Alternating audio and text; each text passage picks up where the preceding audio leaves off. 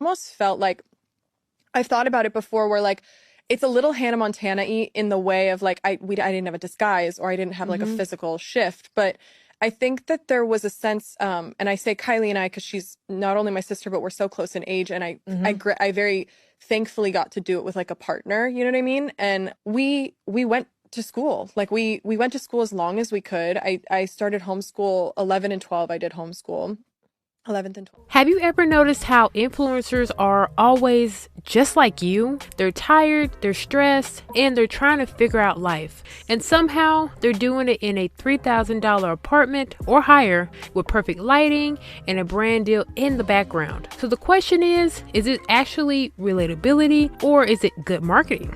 Welcome to Hey Kristen, a channel where we discuss social topics that affect you, me, and everyone in between. Feel free to like, comment, and subscribe. In today's video, we're talking about influencers, quote-unquote relatable content, and how many are selling a version of their life that seems attainable but really isn't. Many influencers don't present themselves as rich.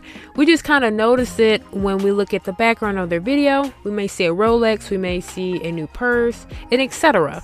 They try to present themselves as normal, down to earth, and just like you and me. But if you look closer, their quote-unquote bad day still includes an aesthetic coffee run, expensive skincare, and a fully furnished, styled apartment or home.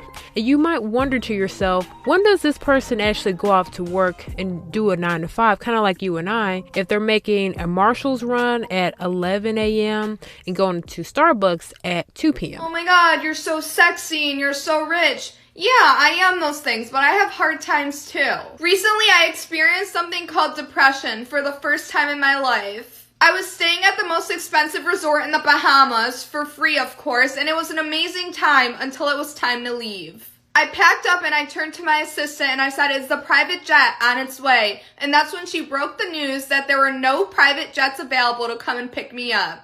That's when I was told that I would have to fly Delta with the normal people, and that's when it hit me. It was truly one of the darkest moments in my life, but if I was able to overcome something like that, then you could overcome whatever you're struggling with. Love you guys.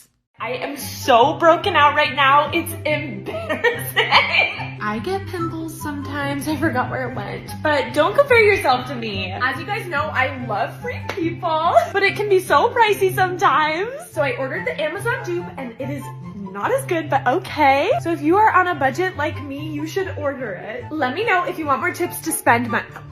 Let me know if you want more tips to save money. My house is such a mess and the cleaners do not come for another 2 days. It's just so hard keeping our house clean. Like, how do we do it, guys? Okay, you guys, house build update. We just got delayed another month. You would think building a 15,000 square foot custom home would be fast, but it's no. Don't build a house. It's not worth it. Literally so tired. Both of the kids woke up last night. Luckily they're with the nanny now so I can go take a nap. But guys, mom life, am I right? As you guys know, I'm cutting back on spending this month because delivery for Jane. These are all empty. The uncomfortable truth is that struggle has become a part of the brand for many of the influencers. You'll see in a video that they'll say, "I'm so overwhelmed, I'm burnt out, and life is just really hard for me right now." But it's always packaged in a way that still looks good, watchable, and polished. Let's be honest, if influencers showed real financial stress, would their content still perform? If their life looked parallel to yours, would you still watch? Or are you watching to try to get some sort of escape from your actual life? When someone feels relatable and you enjoy their content, you continue watching and you try to learn more about them.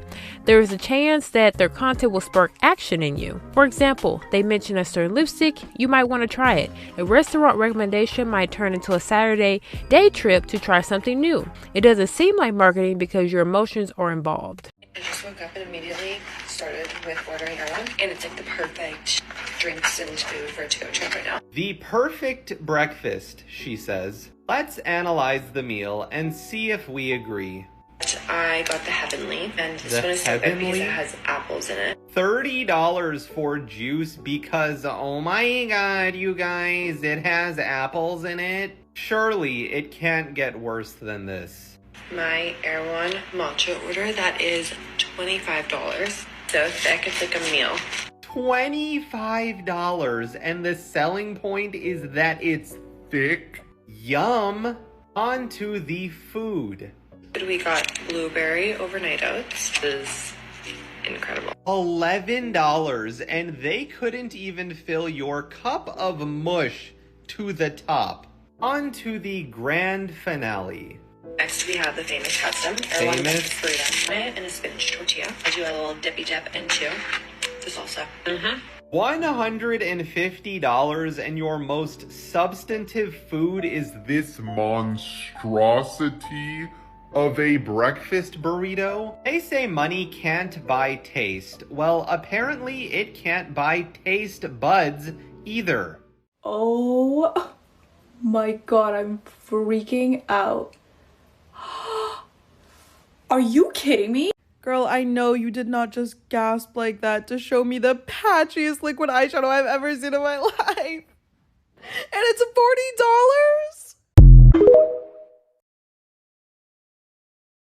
This isn't just content anymore, it's a system designed to sell you a lifestyle. It's a system where aesthetics replace reality, comfort replaces truth, and a lifestyle becomes a product. You're not watching their life, you're being sold it via camera. Over time, this changes how you view yourself and your life because you're comparing your real struggle, finances, and life to something that's designed to look effortless. You're comparing your whole life to what is curated for social media. I just had my first experience with an influencer that actually made me want to cry. I am not someone who cries easily, and I have that feeling in my stomach that I'm trying not to cry. I'm not saying names or anything, but I just ran into this influencer that I just had the worst interaction with. I just moved to New York recently, and obviously I'm also in the content creation space, and so when I run into other content creators or influencers out in New York, I feel like for me it's like I'm not really coming up to them as a fan. I want to say hi to them. It's more like, oh, we're in the same world, maybe I'll see you at events kind of thing. And I don't know, but the look I got from this girl, the looking up and down, the me trying to ask her questions about her type thing, and extremely one-sided. And it sucks because I've seen her content for a while and I thought she was a really nice person. Now everyone is allowed to have off days, but oh my gosh, I just want to cry. That was awful. If seeing others do well and accomplish things on social media makes you feel poorly about yourself, that's not a social media problem. You do not have an issue with social media. You have a self-esteem issue, because I guarantee if you were to watch someone do well or accomplish things in real life off of social media, you would still feel the same way. Do you think influencers are relatable, or do you feel like their content is curated for social media to push out a certain image? Let us know in the comments below.